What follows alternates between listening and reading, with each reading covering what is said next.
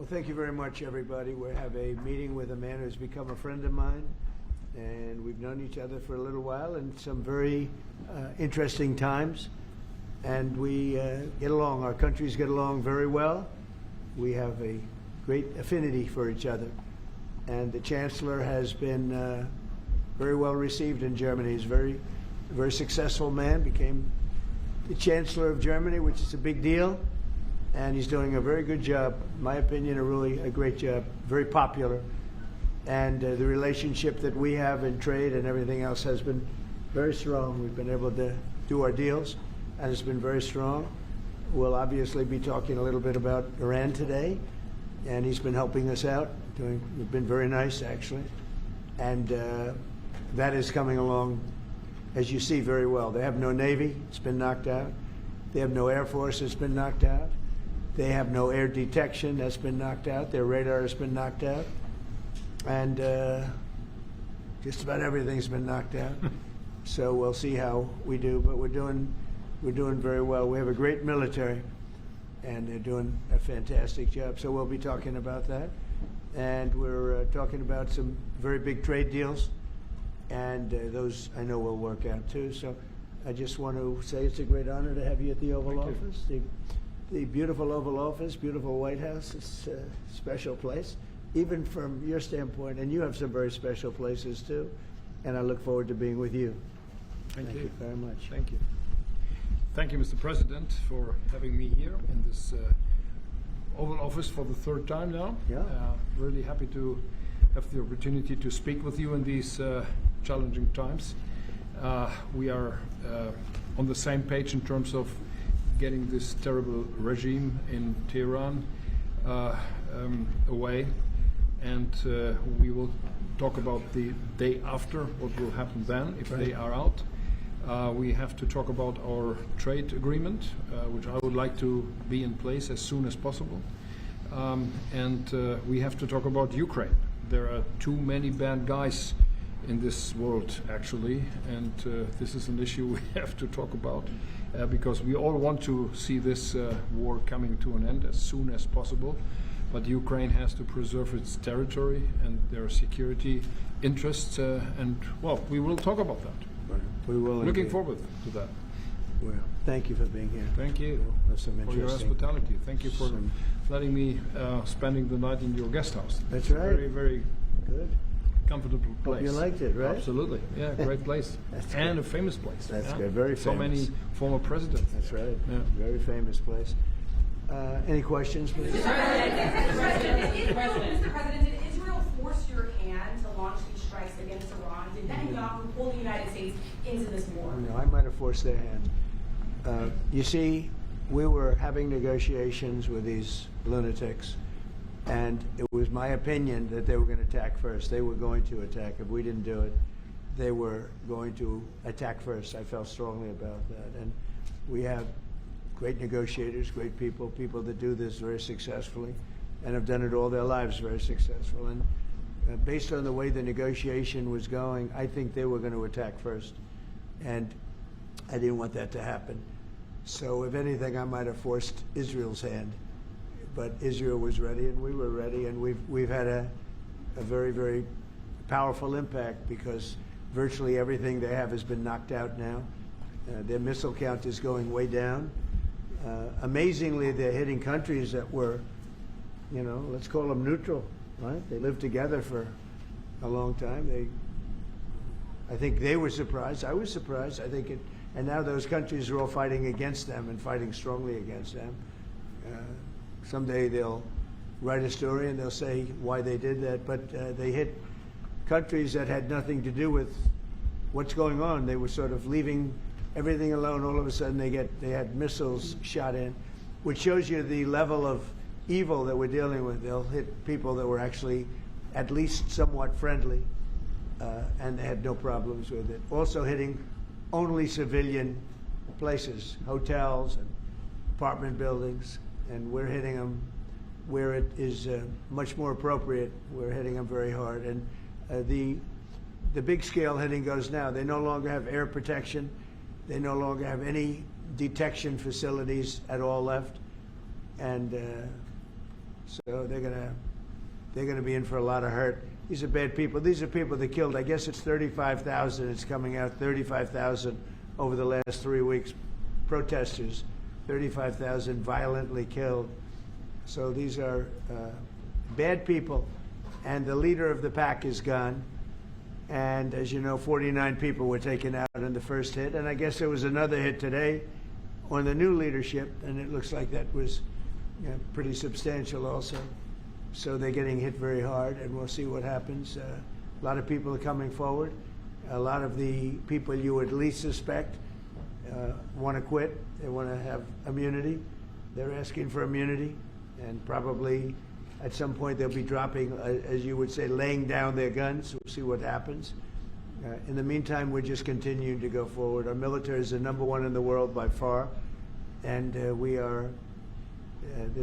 Everything's big in my book. Venezuela was big. This is big. The original hit, Midnight Hammer, was big. Everything you view is big, but it's not considered very big by some standards, by some of our standards. We have a military like no other military that's ever been built. Mr. President, what's the worst case scenario that you have planned for in Iran? Well, I don't know if there's a worst case. We have them very much beaten militarily from the military standpoint. They're still lobbing some missiles. At some point, they won't even be able to do that because we're hitting all of their carriers. We're hitting all of their missile stock. You know, they built up all these missiles over the last few years. They had a lot of them. They've shot a lot of them, and we're knocking out a lot. I guess the worst case would be we do this, and then somebody takes over who's as bad as the previous person, right? That could happen. We don't want that to happen. That would probably be the worst. You go through this, and then in 5 years you realize you put somebody in who was no better. So I'd like to see somebody in there that's going to bring it back for the people. And we'll see what happens with the people. You know, they have their chance. And we've said, don't do it yet. If you're going to go out and protest, don't do it yet. It's very dangerous out there. A lot of bombs are being dropped. But I would say that would be about the worst. Do you have someone in mind right now? Because you said all the people you did have in mind have been taken out. What do you think? Well, most of the people we had in mind are dead. So, you know, we had some in mind from that group that is dead. And now we have another group. They may be dead also, based on reports. So I guess you have a third wave coming. And pretty soon we're not going to know anybody. But we have, I mean, Venezuela was so incredible because we did the attack and we kept government totally intact. And we have Delcy, who's been very good. We have the whole chain of command, and they've been, you know, the relationship's been great. We've taken out 100 million barrels of oil already, and a big part of that goes to them, and a big part goes to us. And it's been great. We paid for the war many times over, and we're going to be running the oil. And Venezuela is going to make more money than they ever made, and that's great for the people. The relationship has been great. It's been seamless. Nobody's actually ever seen anything like it. If you look at Iraq, where very stupidly everybody was fired, the generals were fired, the military was fired, the police were fired, the fire departments were fired, and all of the government workers were fired. So after, you know, people would call, they had no idea. And by the way, ISIS was formed. That's where ISIS came from, all of the fired people. We don't believe in that. So we'll see what happens, but first we have to finish off the military. Crown Prince Reza Pahlavi, is he an option at all in your mind? I guess he is. Some people like him, and we haven't been thinking about too much about that. It would seem to me that somebody from within maybe would be more appropriate. I've said that. He looks like a very nice person, but it would seem to me that somebody that's there, that's currently popular, if there's such a person. But we have people like that. We have people that were more moderate. You know, these were radical lunatics, and you know what they get? They get nothing. All they do is kill people. Mr. President, what exactly was the imminent threat, Mr. President? Not your turn. Not your turn, please. Mr. President, are you going to take the heat off the Europeans to potentially help you? Mark Rutte called on the allies to also help you. And What does that mean? Well, you have to ask Mark Rutte. He said not as part of NATO, but to be helpful to you in this. And Well, some of the European nations have been helpful and some haven't. And I'm, very surprised. Germany's been great. He's been terrific.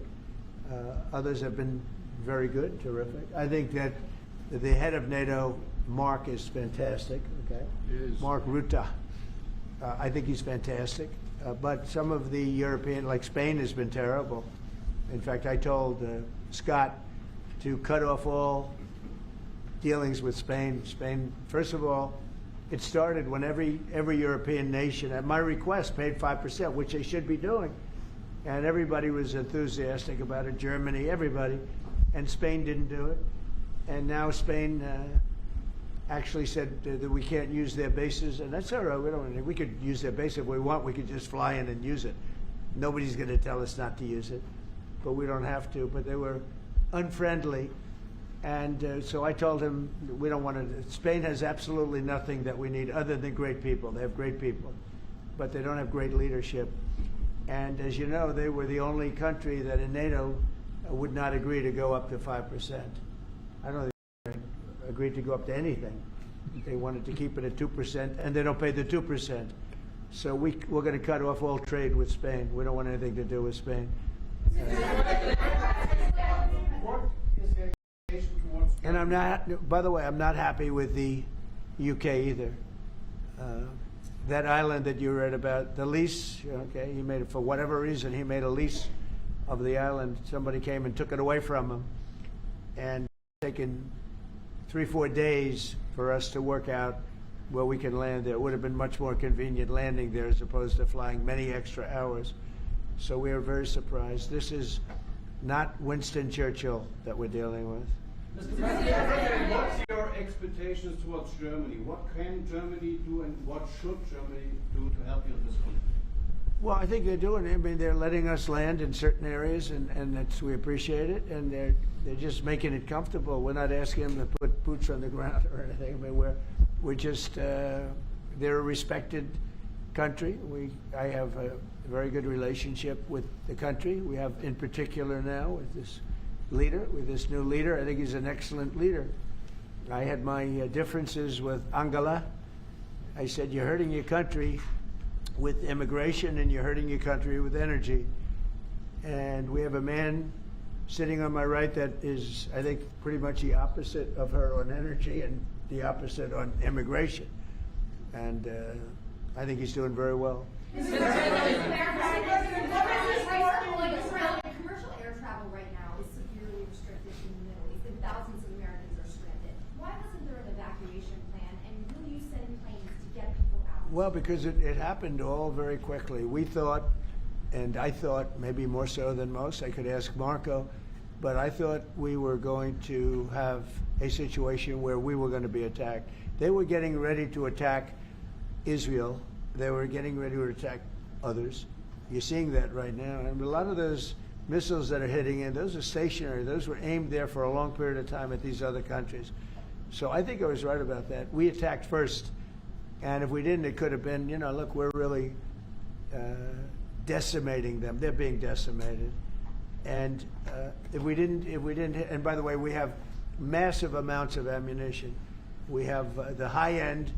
A lot of it was given away stupidly by Biden, very stupidly, for free. And I'm all for Ukraine, but they gave away a lot. As you know, when I give away ammunition, everybody pays for it. The European Union's paying for it. Then they can do what they want with it, but they are giving it, let's say, to Ukraine, and it's okay. But we gave away a lot of high end, but we have plenty. But we have unlimited middle and upper ammunition, which is really what we're using in this war. And we have really an unlimited supply. We also have a lot of the very high end stored in different countries throughout the world. We're literally storing it there, which is actually something that I insisted on in my first term. I rebuilt the military in my first term. The military is great. Unbelievable amount of ammunition, or munitions, as they say, we've given away to. The Wall Street Journal incorrectly covered the story when they said that it was given away to the Middle East. Not to the Middle East, it was given away to Ukraine. Very little was given to the Middle East. The Middle East would buy a lot, and some of the nations, because they're rich, they have a lot, but it was given away to Ukraine. And it just should have been done. Look, it's a war that should have never happened. If I were president, that war would have never happened. But we have a tremendous amount of munitions, ammunition, at the upper level, middle and upper level, all of which is really powerful stuff. Mr. President, a question to both of you. How worried are you that the rising prices for gas and oil are damaging the American economy and also with the Chancellor? Yeah, do you want to go ahead? Yeah, sure. This is, of course, damaging our economies. This is true for the oil prices, and this is true for the gas prices as well. So that's the reason why we all hope that this war will come to an end as soon as possible, and we are hoping that the Israeli and the American army are doing the right things to bring this to an end and to have really a new government in place who is coming back to peace and freedom. Yeah. Something had to be done. And it's been 47 years. They've been killing people all over the world for a long time. They were the kings and fathers of the roadside bomb. Soleimani, we killed him last term. If we didn't, I think it might be a different story today. They would have been much stronger and smarter than they are. But they did the roadside bombs. 95% of the people lost their legs, arms, had their face wiped out, just wiped out. I've seen some young people that it's so sad to watch. And that was almost all, 95% comes from Iran and was Soleimani. Soleimani loved it, his favorite weapon. He loved the roadside bomb. And when you see people walking around with no legs and no arms and a face that's been blown to hell, these people, what they have to go and the way they have to live, this is Iran. When you look at the barracks, the famous barracks, when you look at the hostages, when you look at a lot of hostages, when you look at all of the problems, they were really a purveyor of terror all over the world for many, many years. And it's something that had to be done, something. And I believe that if we didn't, because I see where Congress, you know, if I didn't do this, guys like Schumer, who are losers, the Democrats, they're losers. That's why they're not here. Guys like Schumer would say, well, you should have done this. In other words, if I did it, it's no good. If I didn't do it, they would have said the opposite, that you should have done this. But most people feel, I tell you what, I have never had more compliments on something I did. People felt it's something that had to be done. So if we have a little high oil prices for a little while, but as soon as this ends, those prices are going to drop, I believe, lower than even before. Could something, Mr. President, Go ahead, please. Mr. President. Yes. How do you want to solve the conflict on tariffs between the EU and the US in this question? Between who? The conflict on tariffs between the EU and the US. How do you want to solve it? And U.S. and who? EU, European Union. Union. How do you want to Well, that should also go to we won on tariffs, actually. Somebody said you actually won the case. We won on tariffs. We had a decision that was wrong. It was a very bad decision from certain standpoints. From other standpoints, a very powerful decision because it reaffirmed all the fact that we have all these various forms of tariffs that we felt right, but it totally reaffirmed it. It said you can use all of these tariffs. So we have all these vast menus of tariffs. And tariffs have made our country very rich. We have to charge tariffs to nations who play with their money. You know, they move their money up and down like a yo-yo. We have to take care of nations that have been good to us and fair to us, and we're going to take care of them. Other nations, they haven't, and we haven't let them take advantage of us. But the whole thing with tariffs is we had a decision that, like, as an example, we have a license situation, and the license is something that allows us to immediately stop all business with, nobody even knew we had this power, but we do now because of the decision. We have the right to stop all business having to do with a certain country. If a certain country is not treating us well, the president, without going to Congress, has the right to stop. Sort of interesting. I have the right to stop, but under that one law, I didn't have the right to charge them. So I have the right to license them, but I don't have the right to charge, which is frankly ridiculous. But the right was given to us by the Supreme Court. And we have the right, as an example, we talked about Spain.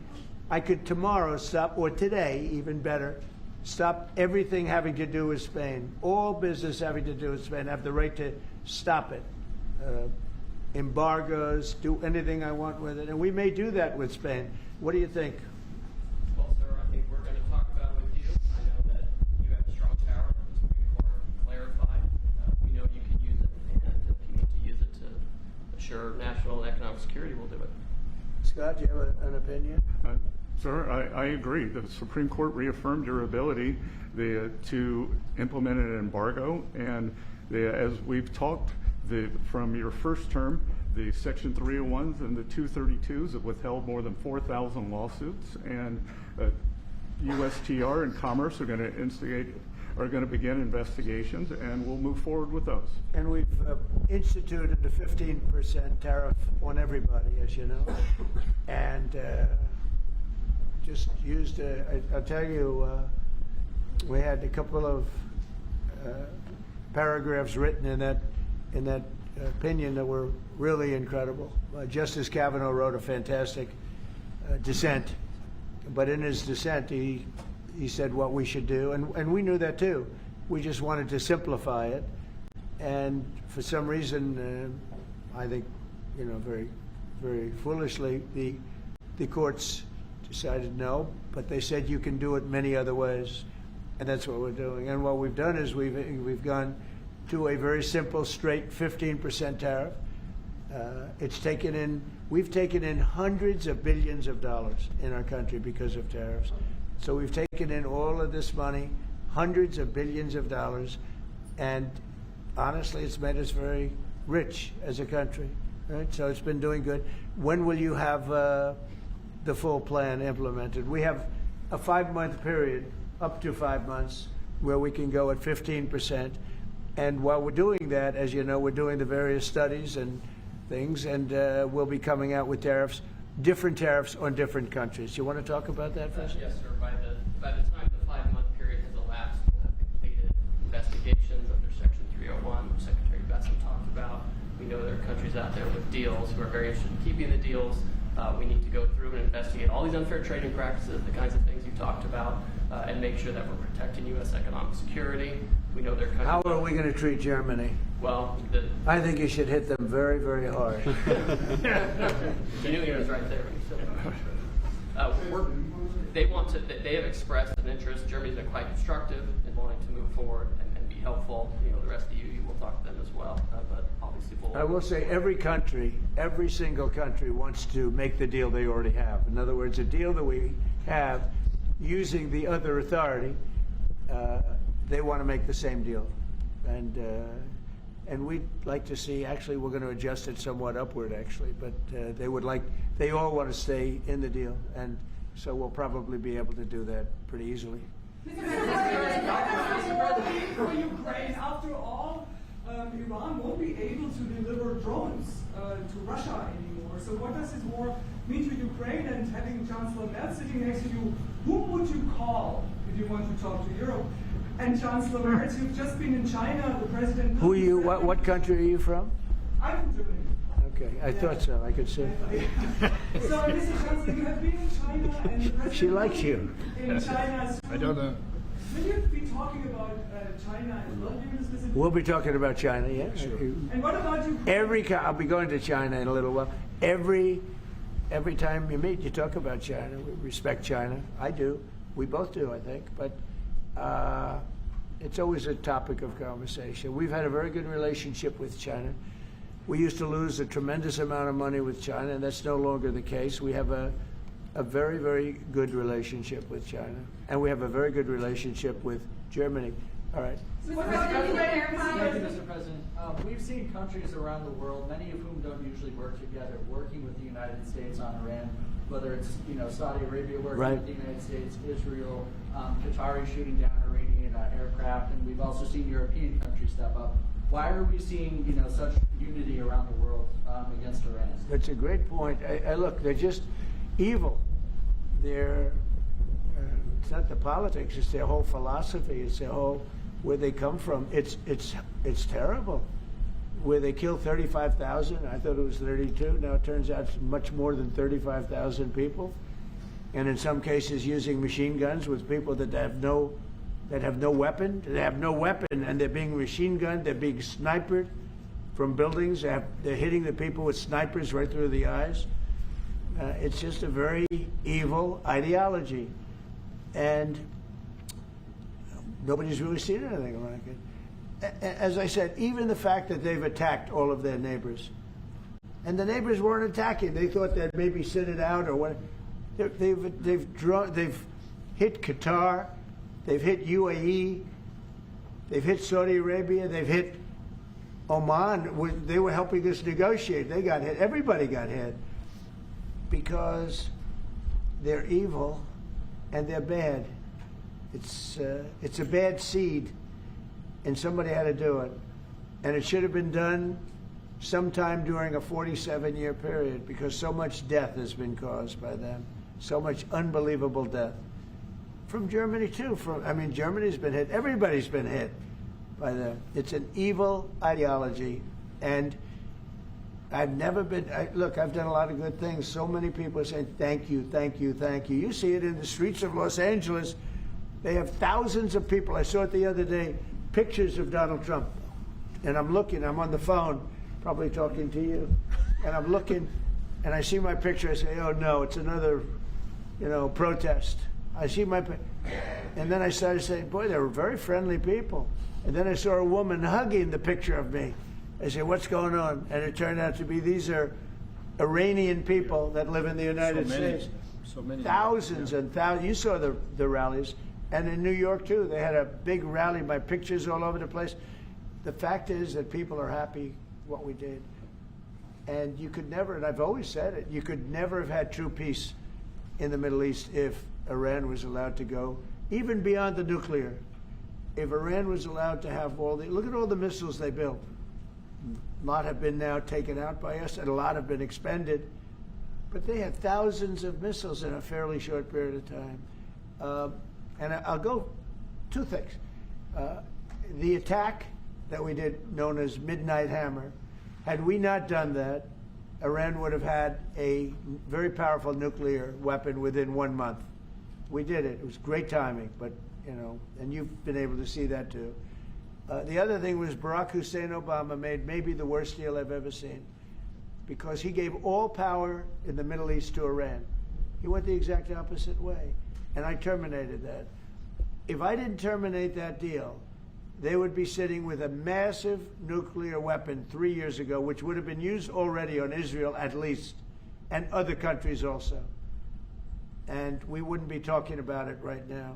But if I didn't terminate the deal that Obama made, giving them everything, including plane loads of cash. Do you remember the airplane flew over there? It was a Boeing 757. There was two of them, loaded.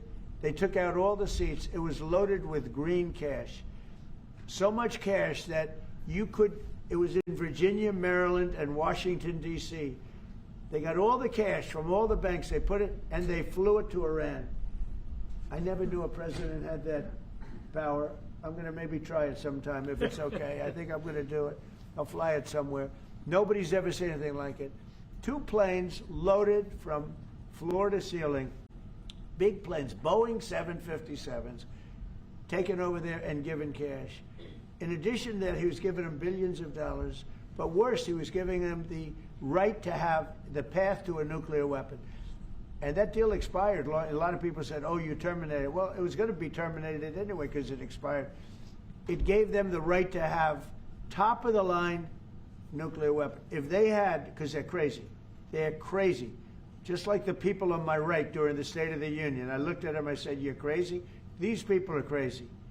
And if they had a nuclear weapon, they would have used it. All right, how about one or two more? Mr. President. Go ahead, please. Chancellor Merz, you just heard that the president is thinking about punishing Spain. What are your thoughts spontaneously on this, and what can you do to,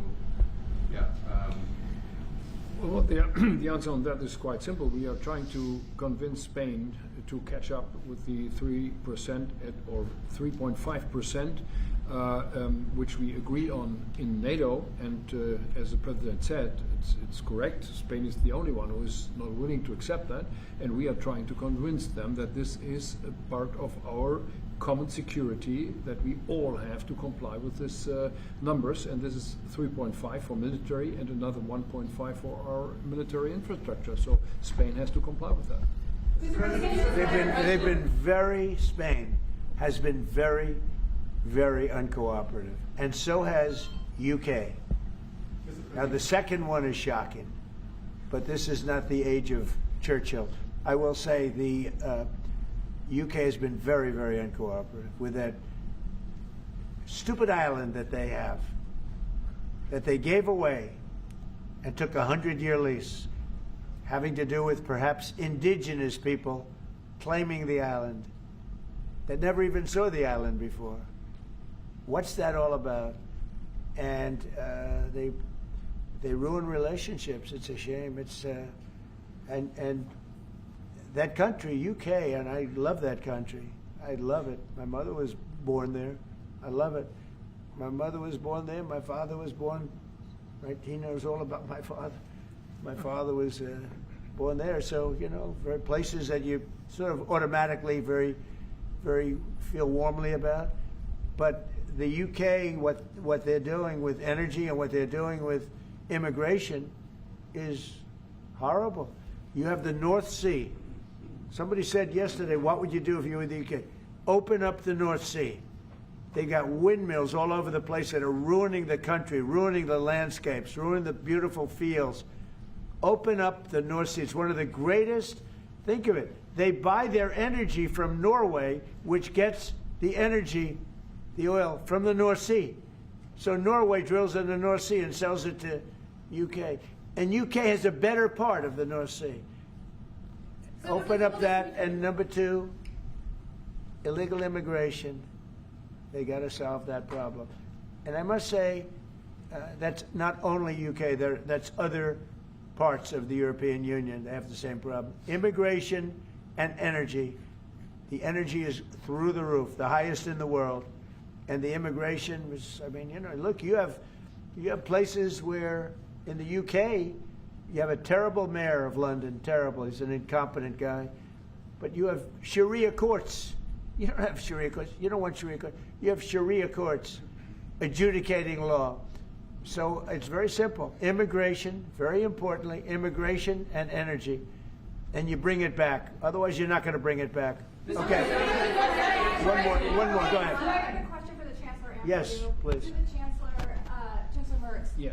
You've called for unity and joint force in this moment against Iran. What does that look like to you? And then, Mr. President, where is getting a deal with Russia and Ukraine on your priority list right now? Okay. So we, as I said in Germany the last 2 days, we are supporting the United States and Israel to get rid of this terrible terrorist regime. And we are looking forward to a day after, and we have to talk about the strategy. What is following after this regime is away, and we have to strategize on this entire region. And we are having a high interest in common approach and common work and what we can do, and this is important not just for the Americans.